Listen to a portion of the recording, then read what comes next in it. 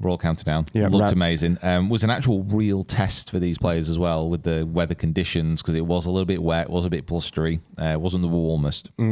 Rasmus Højgaard shot 6 under on the last day to come through and win, which was incredible. Of course he did. Joint best score of the day, I think. Is that not even close to a course record? I'm sure I was quite surprised. I can't remember off the top of my head, but I'm fairly sure it was not that. It was like a 66 or like a 65 or something. Well, I know, which kind of proved how tough that course is.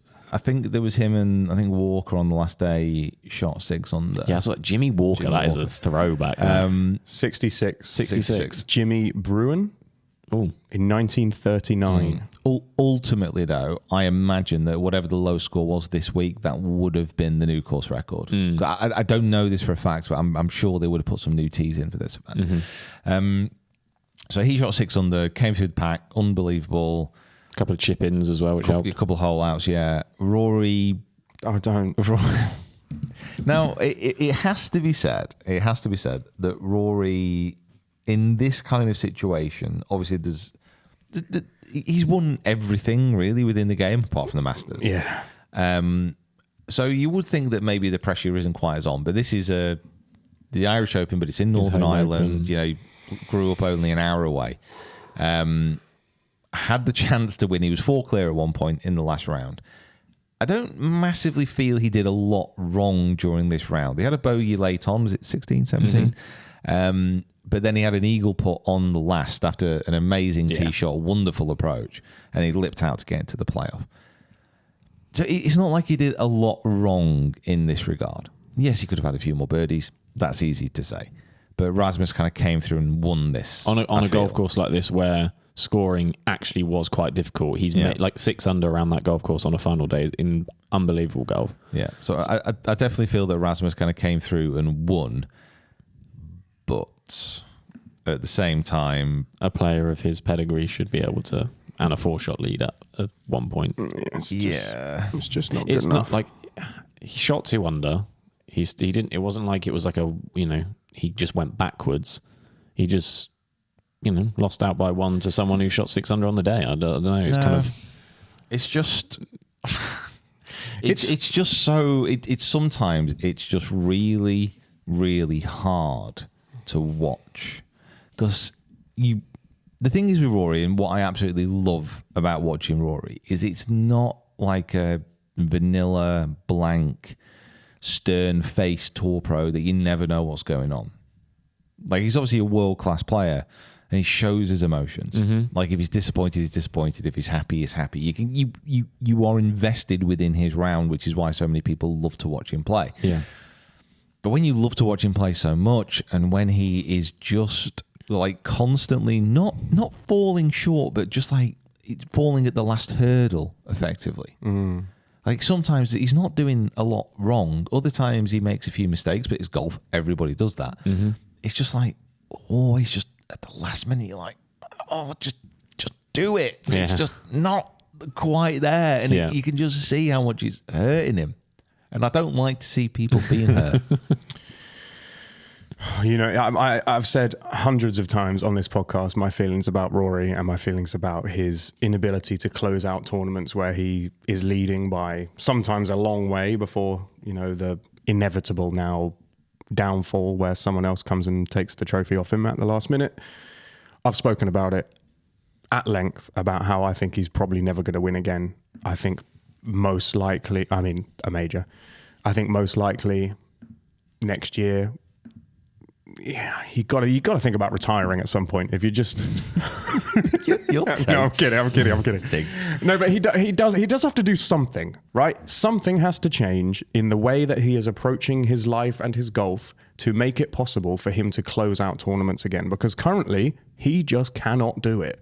Someone can come from 4 behind, obviously have a great final round. Someone can come from 4 behind and swipe the rug from under him and take the trophy home at a tournament in your own country in front of your own fans where everyone wants you to win.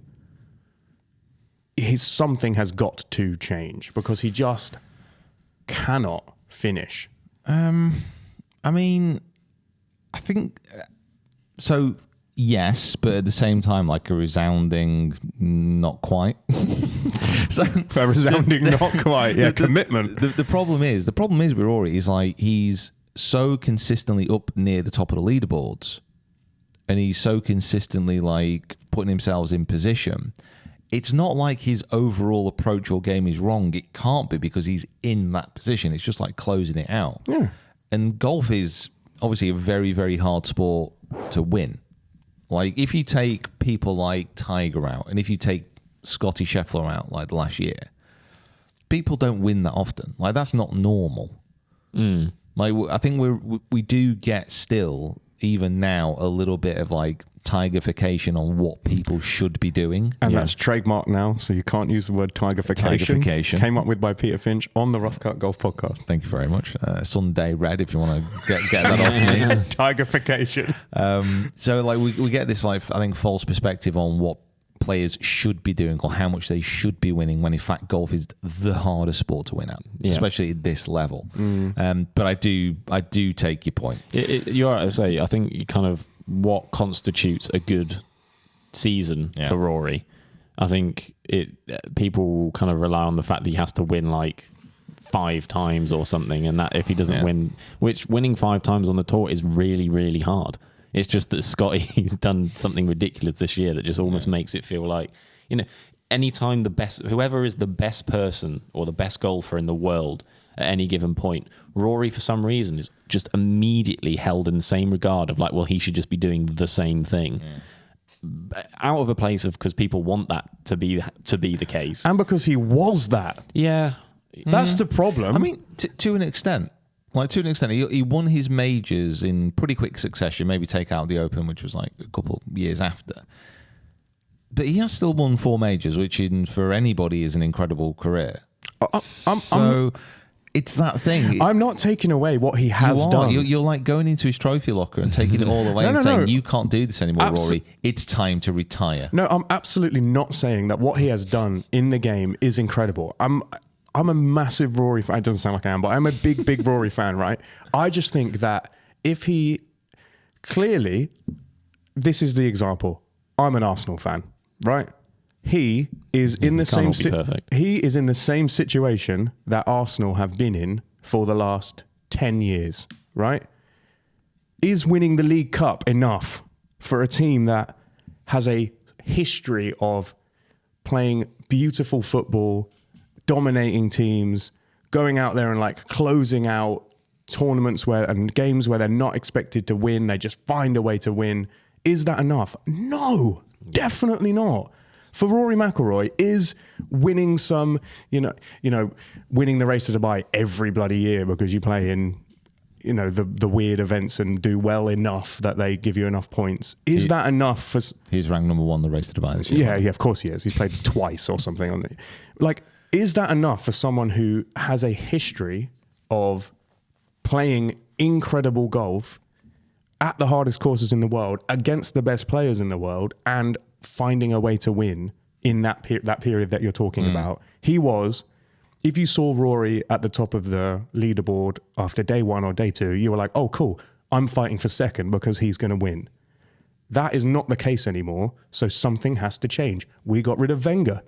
He clearly was at the end of his time. We got rid of all those flashy boy players who thought they were going to be, the next Henry. You're not, right? Something has to change. He has to make a change in order to get back to where he was. So you're saying that he needs to hire Wenger as his caddy, basically?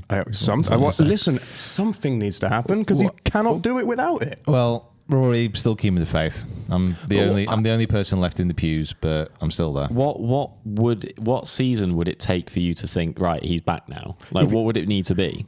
Like, if he just won the Masters and then didn't win, is that good enough, or is that? Well, then he won a major tournament. Is everyone there? Yeah, he won the Masters. Right, so he could win the Masters and then miss every cut, but that's good now. He's done the thing that he hasn't done. The Masters is a tricky one because if he ticks off the Masters, he can literally go that. But if he wins the Masters, that's a career grand slam. Yeah, so he's amongst the elite of the game. Overtake Koepka, back to wherever Koepka is, and that would be great. But what I want to see from him is like, we get it. We get it. Okay, we understand. We get it. Imagine that I've said it all again.